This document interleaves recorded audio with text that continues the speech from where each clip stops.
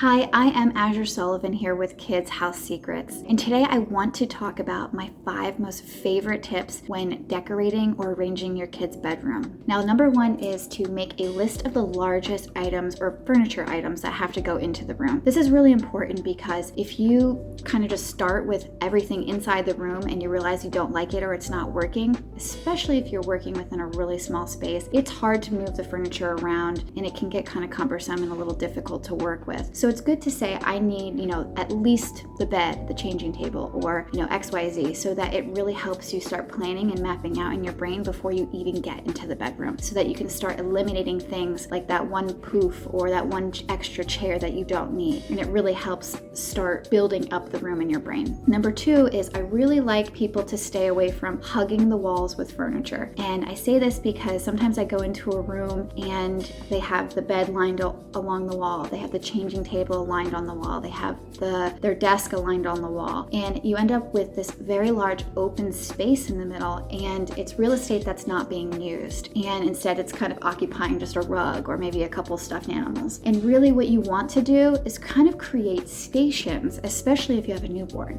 Kind of create station. This is the reading nook, and this is where we change the baby, or this is where he or she sleeps. And with doing that, it really helps kind of create a flow of the bedroom, and it really starts bringing things out, and actually creating more space at the end of the day. Even if you have a small bedroom, it starts creating this open space that really allows you to start working and utilizing the most in your bedroom, with your child's bedroom. So that's one of my favorite tips. Number 3 is store the things in plain sight. And what I mean by that is don't try to find storage locations that hide away something like in a closet, because then you start trickling into other locations that after you fill it up, you start going into another closet. Put up some shelves or some removable shelves, and what you can do is maybe add a clothing rack or that can hang some clothes underneath the shelf and hide that in plain sight. And when I say hide, of course, I mean it's not really hidden, but it looks nice the way that you set it up.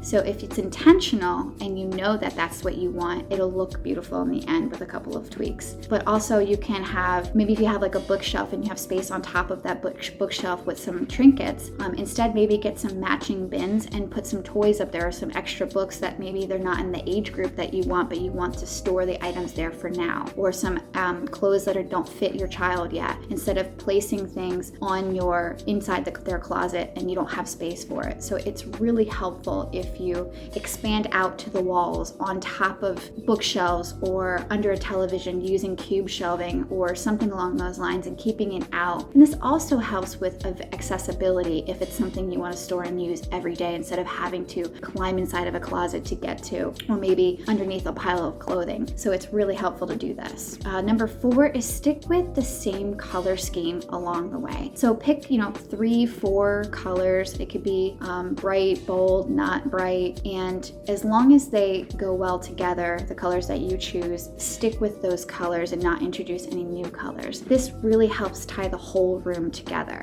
You can have one bold piece and then have that color meshed in with a couple of other little pieces along the room, but it really ties everything together at the end of the day, and it really looks nice as long as you stay with that color scheme. Number 5 is what I really like is it adds a little bit of a character and touch, and especially if your kids are a little older, they can help you with this. You can add removable stickers, and this is so helpful not only if you're on a budget, but if you don't have time, especially if you're a new parent, you're like, I just don't feel like painting, I just want to get like a couple decorations up. Removable stickers are amazing, and they're so cute, and they come in so many styles and shapes and sizes, and they're just wonderful. I've used them myself, and they can really make a room look fantastic. So it also kind of gives it that extra kid fun, excitement, energy to the room as well, versus having a blank wall or just a blank pink wall or blue wall. It really adds that little extra character to it. These 5 tips can help you master not only your child's bedroom, but almost any room in your home. If you like this video or would like more information, please visit blueemeraldwellness.com. Like it, share it, and subscribe to our channel. Follow us on social media, and leave a comment below. We're here to help.